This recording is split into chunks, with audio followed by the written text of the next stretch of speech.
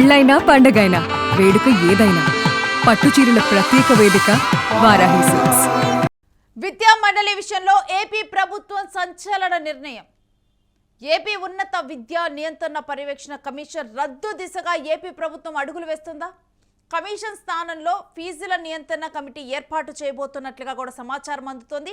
Assembly సమావేశాల అనంతరం ఈ మేరకు కూడా ఆర్డినెన్స్ జారీ చేయనున్నట్లు తెలుస్తోంది. ఇక ఉన్నత విద్యలో వరుస సంస్కరణలు తెచ్చేందుకే ఈ నిర్ణయం తీసుకున్నట్లుగా తెలుస్తోంది. బడ్జెట్ సమావేశాల అనంతరం ఆర్డినెన్స్ రానున్నాయి. ఇక ఈ నెల 20లోగా ప్రక్రియను పూర్తి చేయాలని అనే ఒక టార్గెట్ను కూడా నిర్ణయించుకున్నట్లుగా తెలుస్తోంది. ఉన్నత విద్యా నియంత్రణ పర్యవేక్షణ కమిషన్ రద్దు చేయాలంటూ ప్రభుత్వం నిర్ణయం తీసుకుంది. వైసీపీ ప్రభుత్వంలో అనాలోచితంగా తీసుకొచ్చారు ఈ కమిషన్ అంటూ కూడా దీన్ని రద్దు చేసి పాత విధానంలోనే ఫీజుల నియంత్రణ కమిటీని ఏర్పాటు చేయాలి అనే ప్రతిపాదనకు ఆమోదం తెలిపింది. దీనిపై న్యాయ సలహాలు తీసుకుంటున్న ఉన్నత విద్యాశాఖ బడ్జెట్ సమావేశాల అనంతరం కూడా ఆర్డినెన్స్ ద్వారా కమిటీని అమల్లోకి తీసుకొచ్చే ప్రయత్నాలను ప్రారంభించింది. ఇక ఈ నెల 20లోగా కూడా ఈ ప్రక్రియను పూర్తి చేయాలంటూ లక్ష్యంగా చేసుకుంది.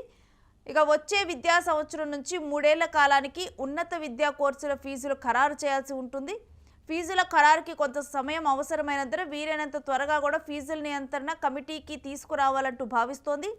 2019కి ముందు రాష్ట్రంలో అడ్మిషన్లు ఫీజుల నియంత్రణ కమిటీ ఉండేది. అయితే వైసీపీ ప్రభుత్వం ఈ కమిటీని పక్కన పెట్టి ఉన్నత విద్యా నియంత్రణ పర్యవేక్షణ కమిషన్ను తీసుకొచ్చింది. ఇక విస్తృతమైన అధికారాలు కూడా ఈ కమిషన్కి ఇవ్వటం జరిగింది. ఇప్పుడు విద్యార్థులకు పూర్తి ఫీజు రియంబర్స్మెంట్ ప్రకటించింది అప్పుడు వైసీపీ ప్రభుత్వం. ఇక ఫీజుల భారాన్ని తగ్గించుకునేందుకు ఫీజులు ఎక్కువగా పెంచకుండా ఒత్తిడి చేసింది. మరోవైపు అసలు కమిషన్కు ఫీజులు ఖరారు అధికారం లేదంటూ పలు కాలేజీలు యాజమాన్యాలు హైకోర్టును ఆశ్రయించారు. ఆ సందర్భంలో దానిపై విచారణ ఇంకా కొనసాగుతుంది. ఇక ఈ నేపథ్యంలోనే కమిషన్ను రద్దు చేసి ఆ స్థానంలో ఫీజులను కంట్రోల్ చేయడానికి ఒక కమిటీని తీసుకురావాలంటూ కూడా కూటమి ప్రభుత్వం నిర్ణయం తీసుకుంది. కమిటీ ఏర్పాటు ద్వారా ఫీజుల ఖరారు విషయంలో ప్రభుత్వానికి కొంత వెసులుబాటు రానుంది. కాలేజీ యాజమాన్యాల విజ్ఞప్తులు వాస్తవ పరిస్థితులకు అనుగుణంగా ఫీజులు నిర్ణయించే పరిస్థితి వస్తుంది. ఈ విధానం వల్ల దేశంలోని అనేక రాష్ట్రాల్లో ఉన్నత విద్యా ఫీజుల ఖరారుకు ఫీజు నియంత్రణ కమిటీలే ఉన్నాయి. అయితే వైసీపీ ప్రభుత్వమే దానిని కమిషన్గా మార్చి గందరగోళ పరిస్థితులు తెచ్చింది అంటూ కూడా చెప్పింది. ఇక ఎగ్జిక్యూటివ్ అధికారాలు బదిలీ కానున్నట్లు తెలుస్తోంది. ఉన్నత విద్యాశాఖ ప్రక్షాళన ప్రారంభించింది ప్రభుత్వం. తాజాగా పలు కీలక నిర్ణయాలు తీసుకుంది. కళాశాల విద్యాశాఖను ఉన్నత విద్యా కమిషనరేట్గా మార్చింది. సాంకేతిక విద్యాశాఖను రద్దు చేసి ఆ సిబ్బంది ఆస్తులను ఉన్నత విద్యా కమిషనరేట్కు బదిలీ చేసింది. ఉన్నత విద్యలో కేంద్రంగా వ్యవహరించి ఉన్న ఉన్నత విద్యా మండలి అధికారాలను కమిషనరేట్కు బదిలీ చేసింది. మండల చట్టం పరిధిలో లేని ఎగ్జిక్యూటివ్ పరిపాలనా అధికారులను కమిషనరేట్కు బదిలీ చేస్తున్నట్లు ఉన్నత విద్యాశాఖ స్పష్టం చేసింది. ఇకపై ప్లానింగు, విద్యలో నాణ్యత, కరికులం సంస్కరణలు, పరిశోధనలకే మండలి పరిమితి కానుంది. దీంతో ఇకపై కీలకమైన అధికారాలు కమిషనరేట్కు బదిలీ అవుతాయి. అన్ని కోర్సుల అడ్మిషన్లను కమిషనరేట్ చేపడుతుంది. ఇక ప్రస్తుతం ప్రైవేటు డిగ్రీ కాలేజీలు, బీఈడీ కాలేజీలు, పీజీ కాలేజీల అనుమతుల అధికారాలు మండలికి ఉన్నాయి.